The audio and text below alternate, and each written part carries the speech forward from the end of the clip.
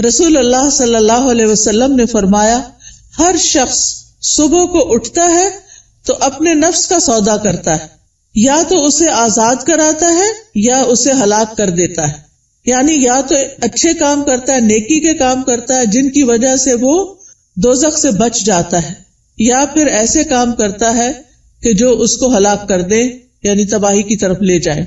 اب میں چند کام جو صبح سے رات تک کرنے چاہیے جو ہمیں سنت سے پتہ چلتے ہیں ان میں سے ایک ایک کا ذکر کروں گی، اور آپ اس کو سن کر اپنا جائزہ لیتے جائیے اور میرے ساتھ شیئر بھی کیجئے کہ کیا آپ یہ کرتے ہیں یا آپ کو کرنے کی ضرورت ہے۔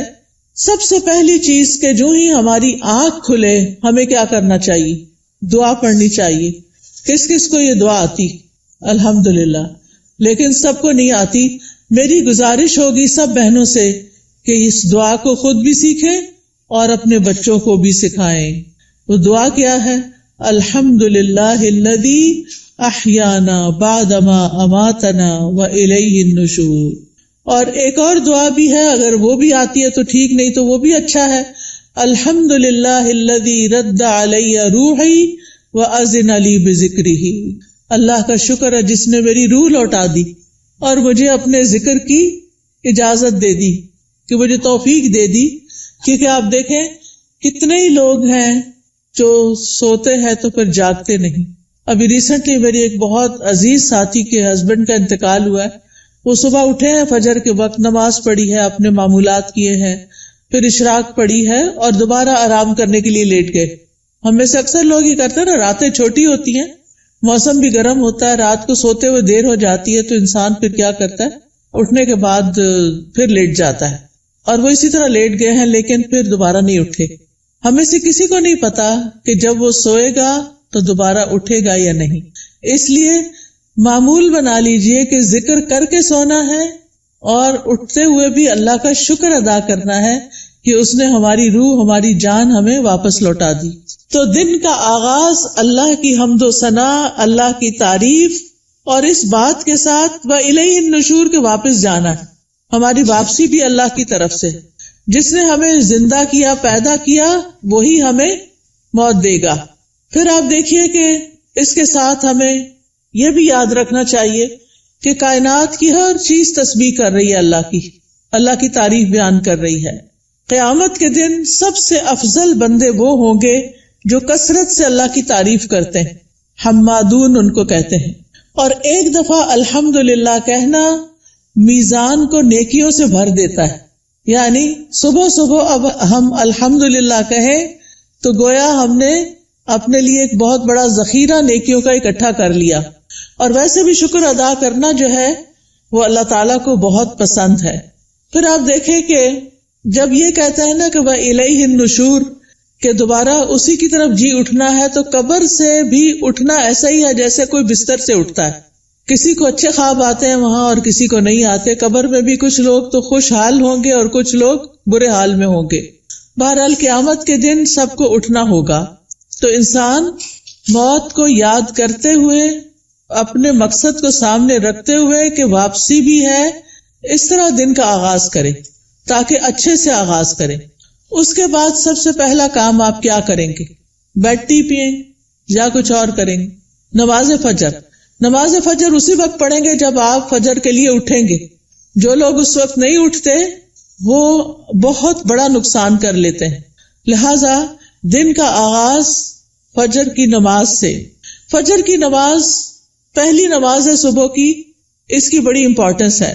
اللہ تعالیٰ نے بندوں پر 5 نمازیں فرض کی ہیں، اور رسول اللہ صلی اللہ علیہ وسلم نے فرمایا جس نے انہیں ادا کیا اور ان کا حق ہلکا سمجھتے ہوئے ان میں سے کچھ ضائع نہ کیا تو اللہ تعالیٰ کا اس کے لیے قیامت کے دن یہ عہد ہے کہ اس کو جنت میں داخل فرمائے۔ اور جس نے ان کو ادا کیا مگر ان کا حق ہلکا سمجھتے ہوئے، معمولی چیز سمجھتے ہوئے نماز کو، ان میں سے کچھ ضائع کر دیا، تو اللہ کا کوئی وعدہ نہیں، چاہے تو عذاب دے، چاہے تو معاف کر دے۔ تو اس لیے دن کا آغاز اللہ کی نافرمانی سے نہیں کرنا۔ کس سے کرنا؟ فرما برداری سے۔ اور فرما برداری میں پہلی فرما برداری نماز۔ پہلا سوال قیامت کے دن نماز کا ہوگا۔ اگر اسی ٹیسٹ میں فیل ہو گئے تو آگے اور مشکلات ہو جائیں گی۔ اللہ سبحانہ تعالی دن میں 2 بار فرشتوں سے بندوں کی نماز کے بارے میں خبر لیتے ہیں، ایک فجر اور ایک عصر۔ وہ پوچھتے ہیں جب تم گئے تھے ان کے پاس تو کیا کر رہے تھے؟ فرشتے بتاتے ہیں وہ نماز پڑھ رہے تھے۔ جب تم نکلے تو کیا کر رہے تھے؟ کیونکہ عصر اور فجر میں شفٹ چینج ہوتی ہے فرشتوں کی۔ عصر کے وقت رات کے فرشتے آ جاتے ہیں ڈیوٹی پر، اور فجر کے وقت دن کے فرشتے آ جاتے ہیں۔ تو وہ بتاتے ہیں کہ ہم نے انہیں اس حال میں چھوڑا کہ وہ نماز پڑھ رہے تھے، اور اس حال میں ان کے پاس پہنچے کہ وہ نماز پڑھ رہے تھے۔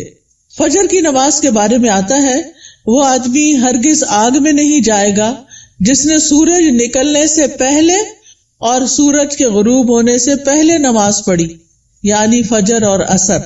رسول اللہ صلی اللہ علیہ وسلم نے یہ بھی فرمایا کہ جس نے صبح کی نماز پڑھی وہ شام تک اللہ کے ذمے ہے، یعنی اللہ کی حفاظت میں ہے۔ تو فجر کی نماز بہت امپورٹنٹ نماز ہے، اور نماز پڑھنے والے سے اللہ کا رزق کا وعدہ ہے، اس لیے خود بھی نماز ادا کریں اور گھر والوں کو بھی اٹھائیں، پیار سے، محبت سے، امپورٹنس بتا کے کہ وہ سوتے نہ رہے، کیونکہ اس کی نحوست ہوتی ہے۔ فجر کی نماز میں 2 سنتیں پڑھنا بہت ضروری ہے۔ کچھ لوگ صرف فرض پڑھتے ہیں نا، تو فجر میں آپ سنت نہیں چھوڑ سکتے۔ حضرت عائشہ رضی اللہ تعالی عنہا بتاتی ہیں کہ آپ صلی اللہ علیہ وسلم نے فرمایا فجر سے پہلے کی 2 رکعتیں دنیا اور جو کچھ اس میں اس سے بہتر ہے۔ نبی صلی اللہ علیہ وسلم نے ان 2 رکعتوں کو دنیا کی ہر چیز سے قیمتی قرار دیا، اور جو سویا رہے اس کے بارے میں آتا ہے نبی صلی اللہ علیہ وسلم کے پاس ایک ایسے آدمی کا ذکر کیا گیا جو رات سے صبح تک سوتا ہی رہا۔ آپ نے فرمایا یہ ایسا شخص ہے جس کے کان، یا فرمایا دونوں کانوں میں شیطان پیشاب کرتا ہے، یعنی غافل ہو جاتا ہے پھر۔ اور اسی طرح ایک اور خواب آپ صلی اللہ علیہ وسلم کا، اس میں آپ کو دکھایا گیا کہ ایک شخص تھا جس کا سر پتھر سے کچلا جا رہا تھا۔ وہ قرآن کا حافظ تھا، لیکن قرآن سے غافل ہو گیا اور فرض نماز پڑھے بغیر سو جاتا تھا، یعنی نماز نہیں پڑھتا تھا اور سویا رہتا تھا۔ نماز پڑھتے ہوئے ایک چیز یہ بھی خیال کرنی ہے کہ خشوع کے ساتھ نماز پڑھنی۔ خشوع کا مطلب رونا نہیں ہوتا، بلکہ دل کا متوجہ ہونا ہوتا ہے، یعنی شعور کے ساتھ رب سے مناجات کریں، اطمینان اور خشوع سے سجدہ کریں، یعنی پورے سکون کے ساتھ، کیونکہ ایک سجدے کی وجہ سے اللہ تعالیٰ ایک درجہ بڑھا دیتے ہیں اور ایک گناہ مٹ جاتا ہے۔ نماز کے فوراً بعد کیا کرنا چاہیے؟ اذکار، شابش۔ نماز کے بعد اگر کوئی مصلی پر بیٹھا رہے تو جب تک اس کا وضو نہیں ٹوٹتا فرشتہ اس کے لیے دعا کرتا ہے، اللہم اغفر لہ، اللہم ارحمہ، اے اللہ اس کی بخشش فرما دے، اے اللہ اس پہ رحم فرما۔ یعنی آپ مصلی پہ بیٹھے ذکر کر رہے ہیں، تسبیحات پڑھ رہے ہیں، دعائیں کر رہے ہیں، اور فرشتہ آپ کے لیے دعائیں کرنا شروع ہو گیا ہے۔ تو ہم میں سے ہر ایک کو فرشتوں کی دعائیں لینی چاہیے۔ اسی طرح ہر نماز کے بعد 33 بار سبحان اللہ، 33 بار الحمدللہ، اور 34 بار اللہ اکبر پڑھنا چاہیے، اور آخر میں لا الہ الا اللہ وحدہ لا شریک لہ لہ الملک ولہ الحمد وہو علی کل شیء قدیر پڑھا جائے تو جو ایسا کرے گا اس کے سارے گناہ معاف کر دیے جائیں گے۔ ٹھیک ہے، چاہے وہ سمندر کی جھاگ کے برابر ہو۔ کتنی بڑی بات ہے نا یہ، اس لیے اس کا اہتمام کیا رکھنا ہے۔ اگر کسی وجہ سے آپ مصروف ہیں، 33 بار نہیں پڑھ سکتے تو 10 بار بھی پڑھ سکتے ہیں۔ ٹھیک ہے، پھر یہ کہ انگلیوں پر تسبیح کریں، کیونکہ انگلیاں قیامت کے دن کیا کریں گی؟ گواہی دیں گی۔ ہر فرض نماز کے بعد آیت الکرسی ضرور پڑھیں۔ اس کا فائدہ کیا ہے؟ جی، ایسے شخص کو موت کے علاوہ کوئی چیز جنت میں لے جانے سے نہیں روک سکتی۔ اتنا بڑا اجر و ثواب۔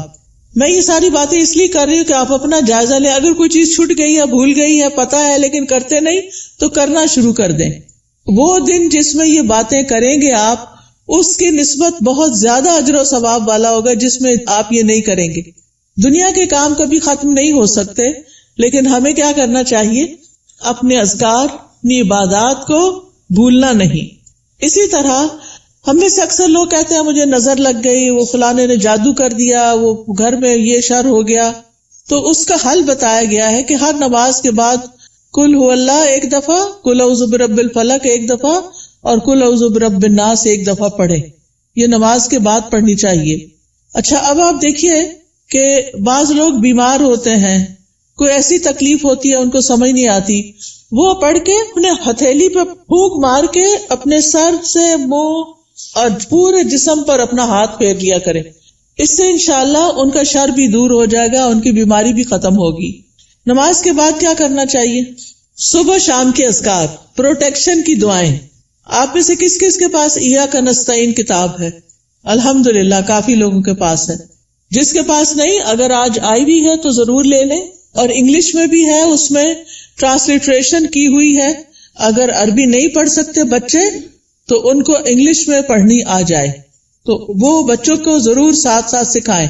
ہر ماں خود اپنے پڑھنے کے ساتھ اپنے بچوں کو بھی سکھائے. تو اگر زبانی یاد نہیں تو دیکھ کے پڑھ لیجئے. انشاءاللہ جب آپ پروٹیکشن کی دعائیں پڑھیں گے تو آپ نظر سے، حسد سے اور بہت سے شر سے بچ جائیں گے. ٹھیک ہے نا؟ ایسا نہیں کہ لوگوں کی نظر تیز ہوتی ہے، ایسا ہے کہ ہمارے اوپر پروٹیکشن وال نہیں ہوتی کیونکہ ہم اذکار نہیں کرتے. اور پھر آپ دیکھیے کہ اگر کوئی شخص آپ میں سے جیسے بزرگ خواتین جن پہ بچوں کی، چھوٹے بچوں کی ذمہ داری نہیں یا گھر کے بہت سارے کام کاج نہیں، تو وہ فجر کی نماز سے سورج طلوع ہونے تک بیٹھے رہے مصلی پر. کیونکہ رسول اللہ صلی اللہ علیہ وسلم نے فرمایا جو شخص صبح کی نماز جماعت کے ساتھ ادا کرے پھر بیٹھا اللہ کا ذکر کرتا رہے یہاں تک کہ سورج نکل آئے، پھر 2 رکعتیں پڑھے اشراق کی، یعنی اس کے لیے ایک حج اور عمرے کا ثواب ہے. کوئی معمولی اجر ہے؟ کتنا بڑا اجر کما لیتے ہیں وہ لوگ جو تھوڑا صبر سے بیٹھے رہتے ہیں فجر کے بعد اور نفل پڑھ کے اٹھتے ہیں اور 2 رکعتیں ہی پڑھنی ہوتی ہیں. تو انسان کا دل، اس کی روح، یہ سیراب ہو جاتے ہیں ان اعمال سے جو ابھی تک میں نے آپ کو بتائے. آپ کے لیے خیر و برکات کے دروازے کھل جاتے ہیں، دنیا اور آخرت میں سلامتی کا ذریعہ ہے، عظیم اجر و ثواب کا ذریعہ ہے، شر کے آنے سے پہلے، تکلیف کے آنے سے پہلے، واقع ہونے کے بعد اسے ہٹانے کا ذریعہ ہے. یہ دعائیں، یہ جو میں بتا رہی ہوں نا پروٹیکشن کی دعائیں جو ہیں، رب کے سامنے فقر اور عاجزی کا اظہار بھی ہے، اللہ تعالیٰ کی نعمتوں کا اعتراف بھی ہے. اور یہ ایسے ہی ہے جیسے کوئی دشمن سے بچنے کے لیے اپنے آگے کوئی بال کھڑی کر لے. تو انشاءاللہ اگر ساری نہیں بھی پڑھ سکتے تو معوذتین، بسم اللہ الذی لا یضر، اعوذ بکلمات اللہ التامات من شر ما خلق، اور کچھ اور مختصر دعائیں پڑھ کے اپنے اوپر بھی پڑھیں اور بچوں کو بھی پڑھنا سکھائیں. اس کے بعد کیا کریں گے یہ بتائیے؟ تلاوت کریں، چاہے تھوڑی سی ہی کیوں نہ کریں. اور اگر میں سمجھتی ہوں بچوں کے اسکول جانے کا وقت ہوتا ہے تو اپنی تلاوت کا وقت نہیں رہتا، پھر آپ کیا کریں؟ اپنے فون پر قرآن مجید کا کچھ نہ کچھ حصہ ریگولر لگا دیں. کوئی پورے قرآن کو ڈاؤن لوڈ کر لیں، اب تو ایسی ویب سائٹس بھی ہیں، وہاں سے آپ شروع کریں، الحمد سے الناس تک پورا کریں. ہر روز تلاوت لگا دی، بچے بھی تیار ہو رہے ہیں، آپ بھی کچن میں کام کر رہی ہیں اور ساتھ ساتھ تلاوت سنیں. کیوں؟ ان الذین یتلون کتاب اللہ واقاموا الصلاۃ وانفقوا مما رزقناہم سرا وعلانیۃ یرجون تجارۃ لن تبور.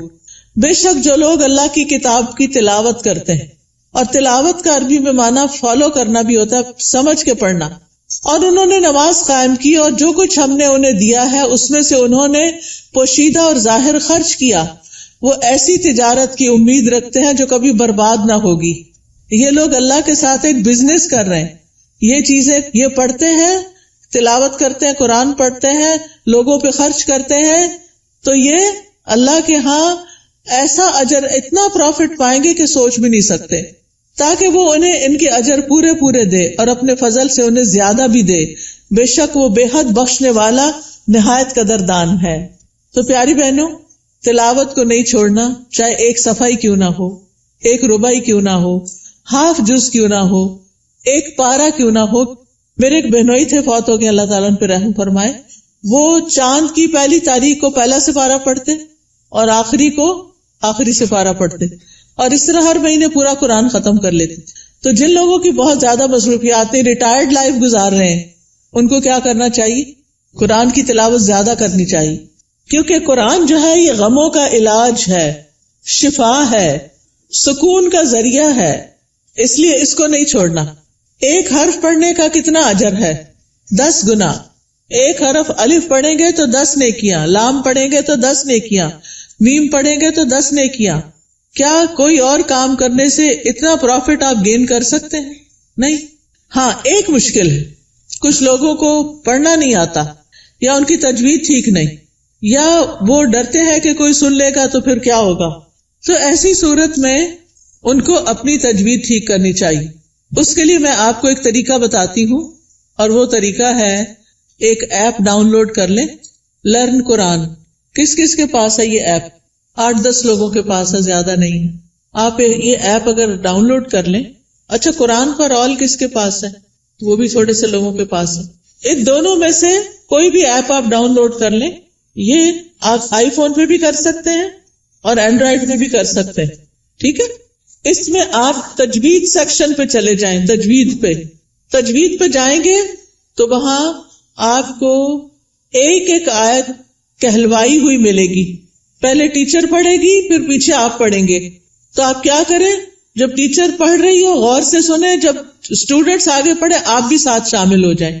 تو اس طرح روز پڑھتے پڑھتے آپ کی تجوید ٹھیک ہو جائے گی. کیونکہ بعض کا جب انسان بڑا ہو جاتا ہے نا تو اس کو شرم آتی ہے کسی کے پاس جا کے غلطیاں نکلوانے کی، یا ٹائم نہیں ہوتا، یا فیس نہیں دے سکتے، یا کوئی اور مسائل ہوتے ہیں. تو آپ قرآن مجید کھول کے بیٹھ جائیں، آڈیو لگا کے بیٹھ جائیں، اور 7 انگلی رکھ کے ایک ایک آیت کو پڑھ پڑھ کے یاد کریں. اس کے مخارج ٹھیک کریں، ادائیگی ٹھیک کریں. ٹھیک ہے، جس گھر میں قرآن پڑھا جاتا ہو وہاں فرشتے حاضر ہوتے ہیں. ابو ہریرہ کہا کرتے تھے، بے شک قرآن پڑھنے کی وجہ سے گھر اپنے رہنے والوں کے لیے کشادہ ہو جاتا ہے. اس میں فرشتے حاضر ہوتے ہیں، شیاطین اس گھر کو چھوڑ دیتے ہیں اور اس کی خیر و برکت بڑھ جاتی ہے. یعنی اس گھر میں خیر و برکت ہوتی ہے جس میں کیا ہوتا ہے، قرآن کی تلاوت ہوتی ہے. آج آپ دیکھیں ہمارے بچے ویڈیو گیمز کے پیچھے دیوانے ہیں، قرآن پڑھنے کے لیے تیار نہیں. ہم اپنے پیچھے کیا چھوڑ کے جا رہے ہیں؟ آپ کو پتا نا، جب بچے قرآن پڑھتے تو ماں باپ کو بھی ثواب ملتا ہے کیونکہ انہوں نے ان کو پڑھوایا. لیکن اگر ہمارے بچے قرآن ہی نہیں پڑھ رہے تو مرنے کے بعد کون ہمارے لیے دعائیں کرے گا، کون ہمارے لیے کچھ کرے گا؟ تو اس لیے پیاری بہنوں، آپ ان کے لیے عملی نمونہ بنو، رول ماڈل بنو. آپ گھر میں ان کے بیچ میں بیٹھ کے تلاوت کرو، سیکھو. اگر نہیں تو انہیں بتائے، میں اب دیکھو اس ایج میں سیکھ رہی ہوں، چلو ہم سب مل کے سیکھتے ہیں. ان کو بھی ساتھ بٹھا لیں، چھوٹی سی گھر میں کلاس بنا لیں، 2-3 بچے اور آپ خود بیٹھ جائیں. اگر آپ کے ہسبینڈ بھی ساتھ بیٹھ جائے تو بہت ہی اچھا ہے. اگر یہ نہیں ہوتا تو کوئی ٹیچر ہائر کریں جو گھر پہ آئے، یا آپ اس کے پاس لے جائیں یا آن لائن پڑھائیں. لیکن اس فریضے سے آپ نے کوتاہی نہیں کرنی کہ بچوں کو قرآن سکھا کے جانا ہے دنیا سے. اور جس گھر میں قرآن نہیں پڑھا جاتا وہ اپنے رہنے والوں کے لیے تنگ ہوتا ہے، نحوست ہوتی ہے اس میں. فرشتے اس گھر کو چھوڑ دیتے ہیں، شیاطین آ جاتے ہیں اور اس گھر کی خیر و برکت کم ہو جاتی. تب ہمارے اوپر ہے نا، ہم کیا چاہتے ہیں. قرآن مجید صرف موبائل سے نہیں پڑھیں، وہ بھی ٹھیک ہے اگر نسخہ نہیں ہے آپ کے پاس، لیکن مصحف ہونا چاہیے. اور مصحف کو اپنے سرانے رکھا کریں. سرانے سے مطلب بیڈ سائڈ ٹیبل ہے نا، وہاں رکھا کریں. کیونکہ قبر میں بھی قرآن سرانے کی طرف سے آئے گا اور بچائے گا. اگر دنیا میں ساتھ نہیں رکھا نا، قبر میں نہیں آئے گا. سمجھ آ گئی بات؟ تو ابھی سے اس کو پاس رکھے، ساتھی بنائیں تاکہ قبر میں بھی وہ آپ کے ساتھ ہو. حدیث میں آتا ہے، آدمی کو جب اس کی قبر میں لایا جاتا ہے تو فرشتہ اس کے سر کی طرف سے عذاب دینے کے لیے آتا ہے. تو تلاوت قرآن اسے دور کر دیتی ہے. قبر میں عذاب نہیں دینے دیتے، وہ کہتے پیچھے جاؤ. جب فرشتہ سامنے آتا ہے تو صدقہ اسے دھکیل دیتا ہے. جب پاؤں کی طرف آتا ہے تو مساجد کی طرف جانا اس کو دھکیل دیتا ہے. ٹھیک ہے، پھر آپ دیکھیے کہ تلاوت کر لی آپ نے، تو آپ اب اٹھ کے 2 نفل پڑھ لیں اگر آپ نے پہلے نہیں پڑھے تلاوت سے. ورنہ فجر کی نماز پڑھ کے تلاوت شروع کر دیں اور پھر اشراق کے نفل پڑھ لیں، تو ٹائم بھی پاس ہو جائے گا، حج عمرے کا ثواب بھی ملے گا. یہ 2 نفل جو ہیں سارے جوڑوں کا صدقہ ہے. میں اکثر لوگوں کو بتاتی ہوں، اگر آپ کے جسم میں آپ کو جوائنٹس پین ہے تو آپ یہ تجربہ کر کے دیکھیں، اپنے سارے جوڑوں کا صبح صبح صدقہ دیں، 2 نفل پڑھیں، آپ کی تکلیف دور ہو جائے گی. کیونکہ میں نے یہ پرسنلی ایکسپیرینس کیا. پھر آپ دیکھیے، ہر روز اپنے نفع مند علم میں اضافہ کریں. چاہے کوئی اچھا لیکچر سنیں، چاہے کوئی کلاس جوائن کریں، چاہے کوئی کتاب پڑھیں. تو علم نافع جو ہوتا ہے وہ 2 طرح کا ہوتا ہے. ایک دینی اور شرعی علم، جس میں ہم قرآن کا ترجمہ سیکھتے ہیں، تفسیر سیکھتے ہیں، جس میں ہم دعائیں سیکھتے ہیں، جس میں ہم نماز کا طریقہ سیکھتے ہیں، سیرت کے بارے میں سیکھتے ہیں، احادیث پڑھتے ہیں. یہ دینی علوم ہے. اور دنیاوی علم جس سے انسان دوسروں کو فائدہ پہنچا سکے، جیسے طب ہے، ڈاکٹر بننا ہے، بزنس ہے، ایگریکلچر ہے، انڈسٹری کے بارے میں جاننا، آئی ٹی کے بارے میں، یہ ساری تعلیم حاصل کرنا تاکہ آپ دوسرے لوگوں کو فائدہ پہنچا سکیں اور اپنی ارننگ بھی کر سکیں. تو یہ بہت فائدے کی چیز ہے کہ اب آپ نے نماز، قرآن تلاوت، اشراق سب کر لی، اب یا اپنی جاب پہ جائیں یا پھر اگر گھر میں ہیں تو گھر کے کام کاج کریں اور اس کے بعد اپنا نالج بھی بڑھائیں. اس کے لیے آپ سیکوینس کے ساتھ لیکچر سنا کریں. کبھی حدیث جیسے شروع کر لی ہے تو وہ سارے لیکچرز پورے کر لیں، ہر روز ایک ایک کر کے. اگر تفسیر شروع کر لی ہے تو اس کو شروع کر کے آگے تک لے جائیں، لیکن اپنے علم میں پختگی لائیں. اور اگر ہو سکے تو کوئی نہ کوئی کلاس جوائن کریں. رسول اللہ صلی اللہ علیہ وسلم نے فرمایا، جو شخص صبح کے وقت اس لیے مسجد کی طرف نکلا کہ بھلائی سیکھے یا سکھائے تو اس کے لیے پورا حج ادا کرنے والے کے مثل اجر ہے. اتنا بڑا اجر ہے. یاد رکھیں، علم سیکھنے اور سکھانے کے لیے وقت مقرر کریں، جگہ مقرر کریں، ورنہ اگر آپ صرف چلتے پھرتے ہی سن رہے ہیں تو پکا علم نہیں آئے گا. کوئی بات سمجھ آئے گی، کوئی نہیں آئے گی. نہ ہونے سے بہتر ہے کچھ تو سن لیں، لیکن گھر میں بھی ٹیبل چیئر سیٹ کر کے رکھیں اور اپنا لیپ ٹاپ سیٹ کریں اور کوئی آن لائن کلاس جوائن کر لیں یا پھر گھر میں پڑھیں، خود سے سیلف اسٹڈی کریں، لیکن ٹائم اور پلیس، زمان اور مکان مقرر کریں. اس سے آپ کی گروتھ ہوگی. جتنا آپ سیکھتے جائیں گے آپ نیکیوں میں آگے بڑھتے جائیں گے، برائیوں سے دور ہوتے چلے جائیں گے. پھر آپ دیکھیں کچھ بہنیں ناشتہ نہیں کرتی، وہ کہتی ہیں کہ موٹے ہو جائیں گے اور چھوڑو پرے، لیکن ناشتہ ضرور کریں. آپ کو کام کرنے کے لیے، پڑھنے کے لیے، جاب پہ جانے کے لیے انرجی چاہیے. چاہے چند کھجوریں ہی کیوں نہ کھا لیں، کھجور پانی لے لیں، کچھ اور سیڈز وغیرہ لے لیں، نٹس لے لیں، جو بھی آپ کو پسند ہو. اگر دودھ پسند ہے تو زیادہ دودھ اور کم چائے ڈال کے پی لیں. بہت سے لوگ صرف کافی پی لیتے ہیں، تو وہ درست نہیں کہ آپ اپنے آپ کو صرف ایسی چیزوں پر کہ جو آپ کے اندر کیفین ڈالے اور آپ صرف اس کی وجہ سے ایکٹیو اور غذائیت نہ ہو، تو آپ دیکھیں کہ پھر آپ سے بہت سے کام ہو نہیں پاتے، آپ جلدی تھک جاتے ہیں. تو اس کو بھی بچائیے. اپنے جسم کی حفاظت بھی عبادت ہے، ٹھیک ہے نا؟ جسم کی حفاظت بھی عبادت ہے. یہ نہیں کہ سب کی ٹیک کیئر کرتے کرتے اپنے آپ کو بھلا کے رکھ دیں اور پھر کسی کام کے نہ رہیں، نمازیں بھی بیٹھ کے شروع کر دیں. یہ نہیں ہونا چاہیے. پھر آپ دیکھیے کہ کھانا بھی عبادت ہے. بسم اللہ پڑھ کر کھائیں، بیٹھ کر کھائیں. میں نے دیکھا ہے کہ بعض اوقات لوگ اس بات کی پرواہ نہیں کرتے، چلتے پھرتے کھا رہے ہوتے. خاص طور پر مائیں کچن میں کام کر رہی ہیں، اپنا ناشتہ رکھ لیا، ادھر سے ایک نوالا لیا، ادھر کام کیا. یہ درست نہیں. آپ کے بچے بھی یہی کریں گے. چھوٹے بچوں کو بھی میں نے دیکھا ہے وہی بھاگتے دوڑتے کھا رہے ہوتے ہیں. یہ درست طریقہ نہیں ہے. سنت طریقے سے کھائیں، کھانا عبادت ہو جائے گا. پھر دائیں ہاتھ سے کھائیں اور پیئیں. ہر گھونٹ پہ الحمدللہ کہیں. پھر کھانا کھا کر بھی دعا کریں. کس کس کو آتی ہے دعا؟ پڑھیں مل کے ذرا کھانا کھانے. الحمدللہ. کچھ لوگوں کے ہونٹ نہیں ہلے، یا تو دعا نہیں آتی یا بخل کیا انہوں نے پڑھنے میں. اگر نہیں آتی تو کوئی حرج نہیں، سیکھ لیں، آپ کا دن عبادت بن جائے گا. ہمارے دین میں صرف نماز پڑھنا عبادت نہیں. ہم نے ابھی آیت میں کیا سنا؟ نماز پڑھو اور نیکی کرو. وہ کون سی نیکی ہیں جو نماز کے علاوہ ہیں؟ وہ یہی نیکیاں ہیں. اپنی کیئر کرنا بھی نیکی ہے اور بسم اللہ پڑھ کے کھانا بھی نیکی ہے، الحمدللہ کہنا بھی نیکی ہے. جو بندہ پانی پی کر الحمدللہ کہتا ہے اللہ اسے راضی ہو جاتا ہے، خوش ہو جاتا ہے. کہ یہ مشکل کام تو نہیں اللہ کو راضی کرنا، بشرطے کہ ہمارے کچھ آداب اور مینرز ایسے ہوں. صبح صبح اپنے آپ سے سیلف ٹاک کیا کریں اور کہا کریں میری ساری زندگی میرے رب کے لیے، میں اللہ کی بندی ہوں، اللہ کی فرما بردار بنوں گی، اللہ کا حکم مانوں گی، اللہ کو راضی کروں گی. اپنے آپ سے یہ باتیں کیا کریں. میں ہر کام اللہ کی پسند کا کیا کروں گی، کیونکہ جو آپ سوچتے ہیں آپ بولتے ہیں پھر وہ کرتے بھی ہیں. ٹھیک ہے نا؟ کیونکہ ہمارے دل میں کیا ہوتا ہے، فلاں کیا کہے گا، اس کو خوش کرنا، اس کو راضی کرنا، فلانا کام کرنا، فلانا. ٹھیک ہے وہ سب کریں، لیکن اپنا خیال بھی رکھیں. ہم نماز پڑھ کے بھی عبادت کرتے ہیں، ہم مخلوق کا خیال رکھ کے بھی عبادت کر رہے ہوتے ہیں، اور ہم اپنے عادات کو اچھا بنا کے بھی عبادت کر رہے ہوتے ہیں. تو ہمیں اپنا ایمان بھی بڑھانا ہے اور ایمان بڑھانے والا ماحول بھی قائم کرنا ہے.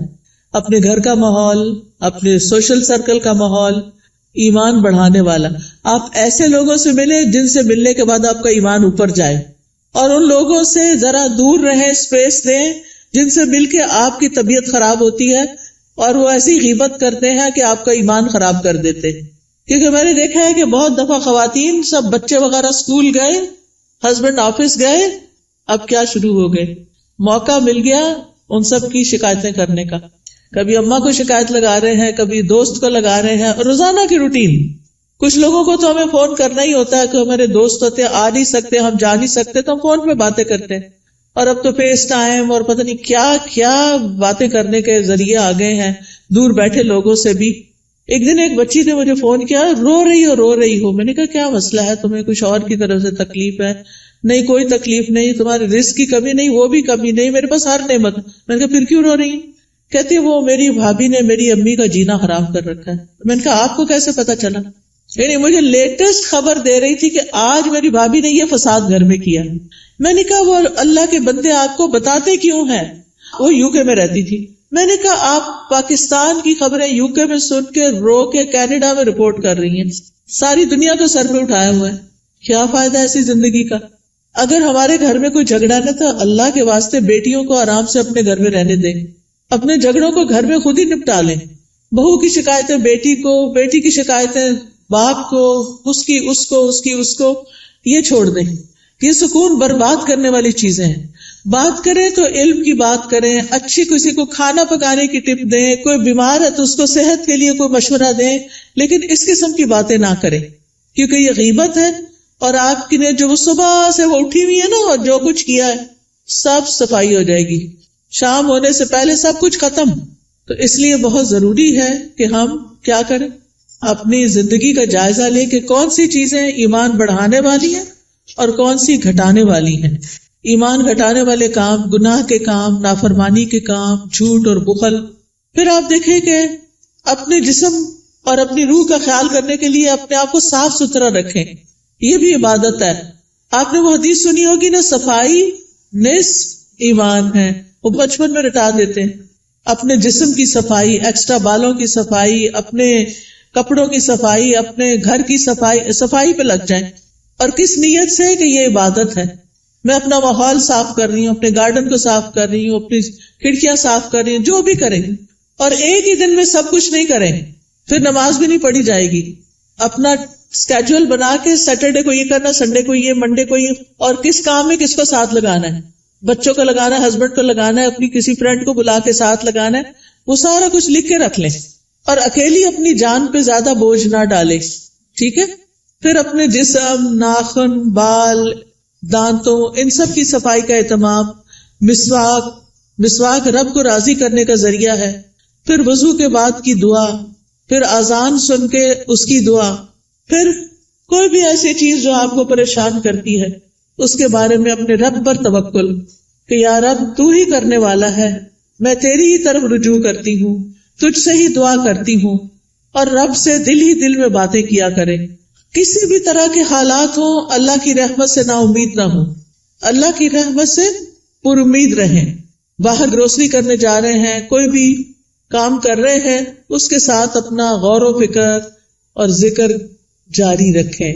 تمام دن اللہ کے ذکر سے اپنی زبان کو تر رکھیں. یعنی دنیا کے کام کرتے ہوئے جب زبان یعنی کہ خالی ہے، کچھ بھی بولنے کو نہیں، تو اللہ کا ذکر دل ہی دل میں اور زبان سے کرتے رہیں، کیونکہ اس سے آپ کے دل میں سکون رہے گا، آپ کی روح سرشار رہے گی.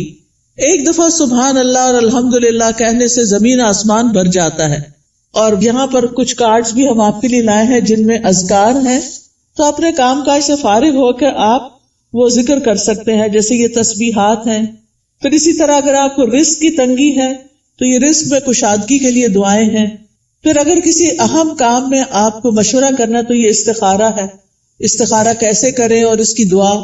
پھر اسی طرح اللہ کا شکر ادا کرنے کے لیے یہ الحمدللہ کا کارڈ ہے.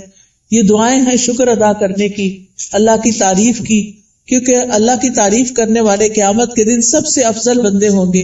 پھر یہاں کچھ تسبیحات بتائی گئی ہیں، ان کا انگلش میں بھی ٹرانسلیشن ہے جن کے بہت بڑے بڑے فائدے ہیں. پھر آپ دیکھیے اگر قرض سے پریشان ہیں، مالی معاملات میں، تو یہ دعائیں ہیں، ان کا بھی انگلش ٹرانسلیشن موجود ہے. پھر یہ پروٹیکشن کی دعائیں ہیں. تو آپ دیکھیے کہ معمولی قیمت کے یہ کارڈ جو ہیں آپ کی زندگی میں بہت بڑی تبدیلی لا سکتے ہیں. تو آپ نے اگر یہ سارے اپنے گھر میں رکھے ہوئے ہوں ایک دن ایک اٹھا کے پڑھ لیجئے، دوسرے دن دوسرا پڑھ لیجئے، تیسرے دن تیسرا پڑھ لیجئے، اور اس طرح آپ کا ذکر کے ساتھ ایک رابطہ قائم ہو جائے گا. کثرت سے توبہ استغفار کریں.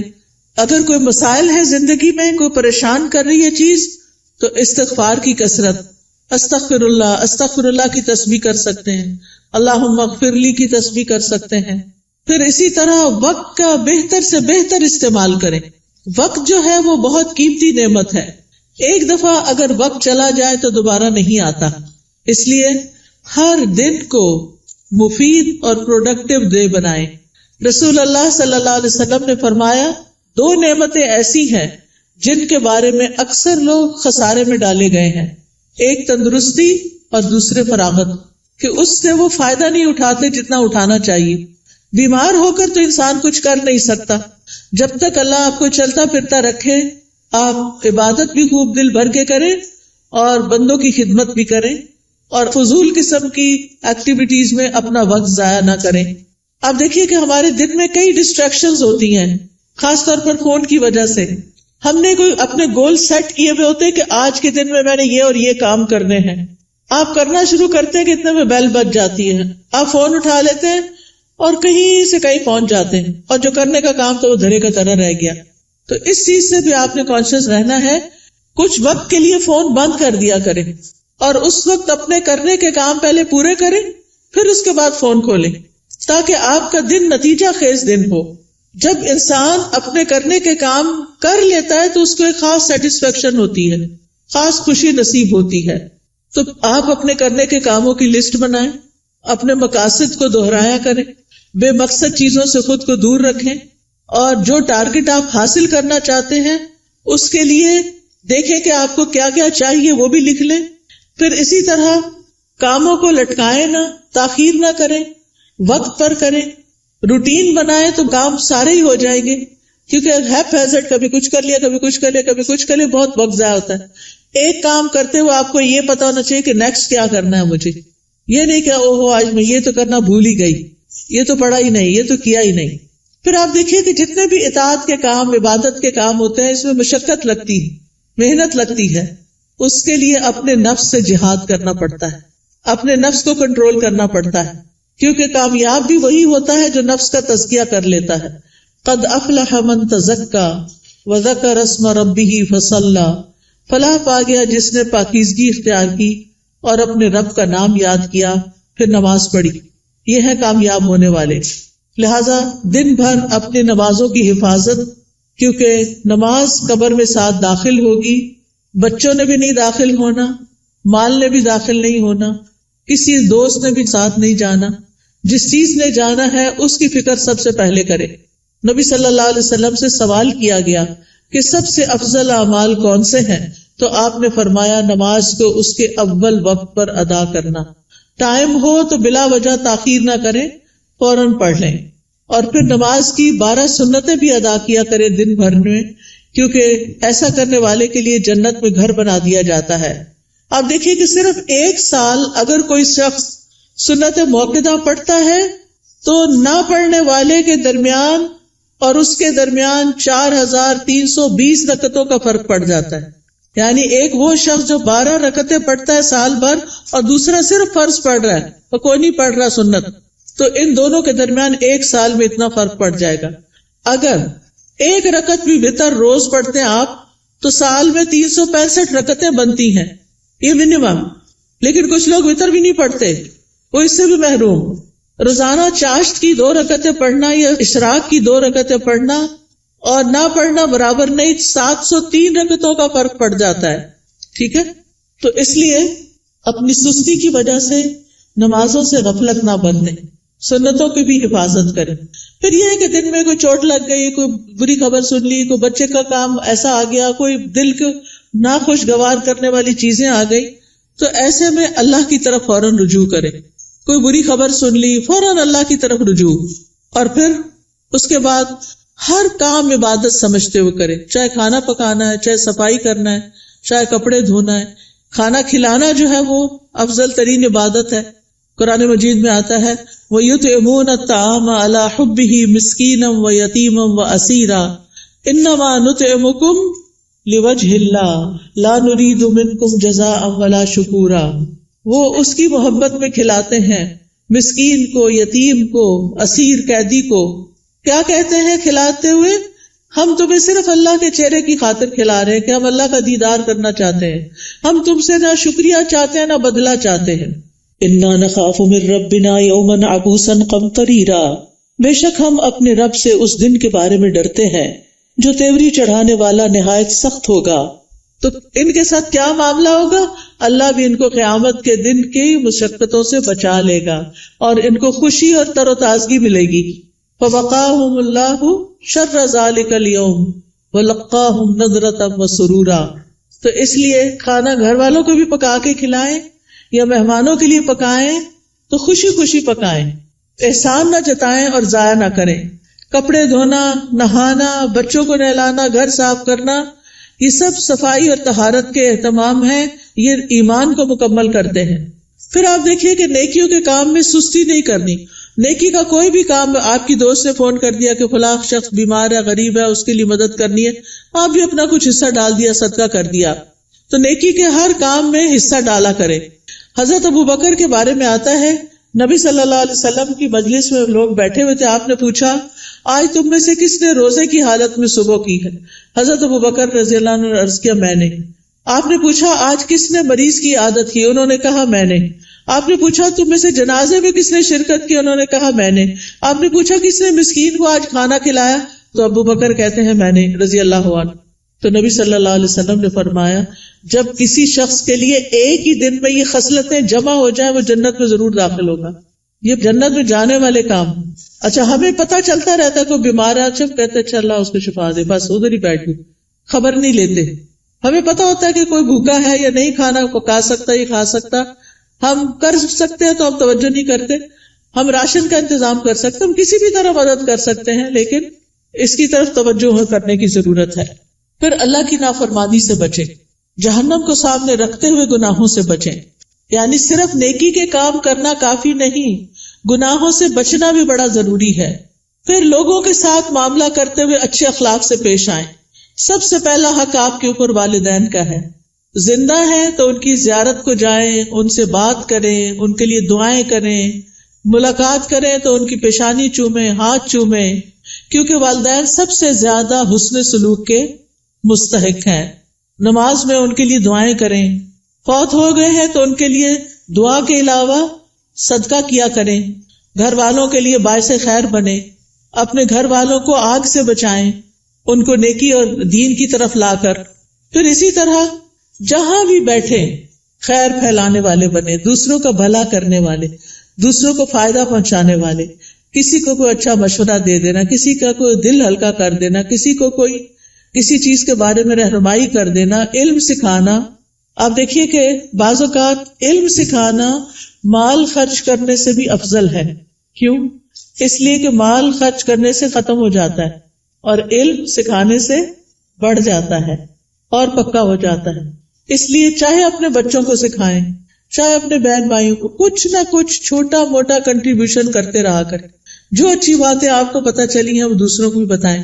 اس کے لیے آپ کے گھر میں کتابیں ہونی چاہیے، آپ کو کوئی نہ کوئی کلاس جوائن کرنی چاہیے تاکہ آپ سیکھیں اور سکھائیں. اس کے لیے کوئی بہت پی ایچ ڈی کرنے کی ضرورت نہیں ہوتی، وہ چند لوگ بھی کر لے تو کافی ہو جاتے ہیں. باقی لوگ روز مرہ کی چھوٹی چھوٹی چیزیں اور خاص طور پر خواتین اپنے بچوں کی تربیت کرتے ہوئے ان کو آداب اور مینر اور اخلاق سکھائیں گے تو یہ بہت بڑی کنٹریبیوشن ہوگی، وہ آپ کے لیے صدقہ جاریہ بنے گی. تو لوگوں کے ساتھ اچھے اخلاق سے پیش آئیں. ابن قیم کہتے ہیں آدمی کی برکت یہ ہے کہ وہ جہاں بھی مقیم ہو خیر کی تعلیم دے، خیر پھیلائے. تو اچھے اخلاق سے بھی انسان خیر پھیلا رہا ہوتا ہے. پھر اسی طرح دور پار ریلیٹیوز کی خبر گیری کرنا، پڑوسیوں کی خبر گیری کرنا، مریضوں کی خبر گیری کرنا، ملاقات کے وقت سلام کرنا، اپنے آس پاس کے لوگوں کا ہاتھ بٹانا، ان کے ساتھ تعاون کرنا.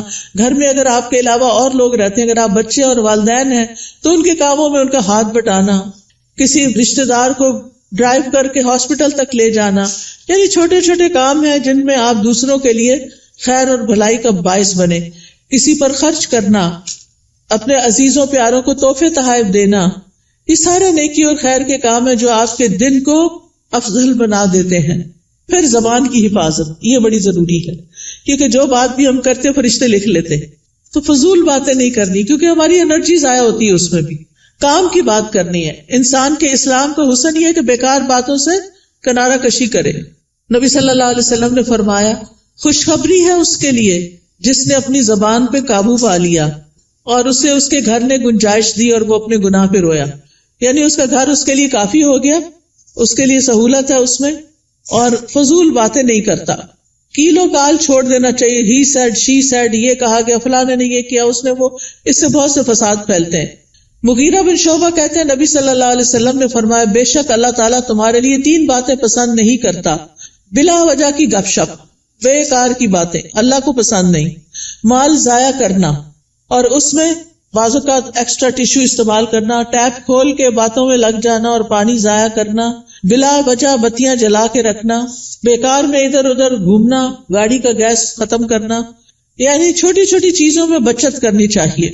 پھر اسی طرح یہ ہے کہ کسی کو زبان سے اذیت نہیں دینی چاہیے، کثرت سے صدقہ کرنا چاہیے، فقراء مساکین کا خیال کرنا چاہیے. پھر ایک اور بات یہ کہ غصے اور ناراضگی سے بچنا چاہیے. قرآن مجید میں جنت میں جانے والوں کی جو خوبیاں بتائی گئی ہیں وہ کیا ہے؟ وَالْكَاظِمِينَ الْغَيْظَ وَالْعَافِينَ عَنِ النَّاسِ وَاللَّهُ يُحِبُّ الْمُحْسِنِينَ. وہ غصہ پی جانے والے ہوتے ہیں اور کیا کرتے ہیں؟ لوگوں کو معاف کرتے ہیں. یہ کام بڑا مشکل ہے، لوگوں کو معاف کرتے ہیں. اللہ ایسے محسنوں سے محبت کرتا ہے. اگر ہمیں پتا چلے کہ کسی کو معاف کرنے سے اللہ مجھ سے محبت کرے گا تو ہمیں کیا مشکل ہے کہ جھگڑا چھوڑ دیں. لیکن بعض اوقات ہم ایگو کا مسئلہ بنا کے جھگڑا نہیں چھوڑتے، جس کی وجہ سے ہم اللہ کی نظر میں بھی گر جاتے ہیں اور بندوں کی نظر میں بھی. کوئی رسپیکٹ نہیں رہتی جھگڑا کرنے والوں کی. تو اس لیے بہت ضروری ہے کہ لوگوں کو معاف کرتے جائیں، کیونکہ وہ انسان ہے. یا تو یہ نہ کہ ہم نے کبھی کوئی غلطی نہ کی ہو، اگر ہم سے بھی غلطیاں ہوتی ہیں تو پھر دوسروں کو معاف کرنے میں کیا مشکل ہے. پھر قطع رحمی سے بچیں، رشتہ داروں سے تعلق قائم رکھیں، چاہے وہ آپ سے نہ بھی ملنا چاہیں. دوسروں پر ظلم سے بچیں، کیونکہ مظلوم کی آہ فوراً اوپر پہنچتی ہے. دل کی سختی سے بچیں، برے خیالات اور بدگمانیوں سے بچیں، غیبت کرنے اور سننے سے بچیں. مشکل وقت میں اللہ سے مدد مانگیں اور صبر کریں. آج ایک بچی کا میسج آیا کہ میری امی نے میرے بارے میں ایسا اور ایسا کہا ہے، میں اس وقت سے رو رہی ہوں، بہت میری طبیعت خراب ہو گئی. تو میں نے کہا پھر صبر کس چیز کا نام؟ اگر آپ نے اس وقت اپنے آپ کو سنبھالنا نہیں اور اس کو اتنا دل پہ لے لینا ہے، آپ اسٹرانگ بنے. ماں باپ جب کوئی تنقید کرتے ہیں نا تو وہ ہمیں سمجھانے کے لیے، ہمیں میچور کرنے کے لیے کرتے ہیں، ہمارے دشمن نہیں ہوتے. تو چیزوں کو ان کے صحیح رخ سے لیں. ماں باپ مارے بھی ڈانٹے بھی تو بھی معاف کریں، ان کی عزت میں کمی نہ آنے دیں. اور اگر پریشانی گھیر لے تو لا الہ الا اللہ کثرت سے پڑھیں. اللہ اللہ ربی لا اشرک بہ شیئا لا الہ الا انت سبحانک انی کنت من الظالمین. اور دیگر دعاؤں کو اور اذکار کو لازم کر لیں، جس کا میں نے ابھی آپ کو تعارف کرایا. تنگی کے بعد پھر آسانی کا انتظار کریں، کیونکہ ان مع العسر یسرا. ایسا نہیں کہ صرف تنگی آئے گی، آسانی بھی ساتھ آئے گی. اور اس سارے کاموں میں دن گزار کے پھر رات کا وقت آ گیا، اب سونے کی تیاری ہے. سونے سے پہلے آخری کام اللہ کا ذکر ہو. رات کو سورۃ الملک پڑھیں، کیونکہ یہ عذاب قبر سے بچانے والی ہے. اور دعائیں زبانی یاد کر لیں، نہیں تو آپ ایک ایپ ہے دعائیں اردو میں ٹائپ کریں گے یا عربی میں دعائیں تو انشاءاللہ وہ کھل جائے گی. اس میں ساری دعائیں ہم نے جمع کر دی. یا پھر سونے جاگنے کے اذکار والی ایپ جو ہے، اس سے بھی آپ رات کو سوتے وقت بیڈ پہ لیٹ کر بھی دعائیں پڑھ سکتے ہیں. لیکن آخری کلام ہمارا اللہ کا ذکر ہی ہونا چاہیے اور اسی حال میں سونا چاہیے. تو یہ ہے ایک مومن کی دن بھر کی روٹین اور دن بھر کے کرنے والے کام، جس سے انسان کے درجات بلند ہو جاتے ہیں. تو اللہ تعالیٰ سے میری دعا ہے کہ اللہ تعالیٰ ہم سب کو اس پر عمل کرنے کی توفیق عطا فرمائے. وآخر دعوانا ان الحمد للہ رب العالمین.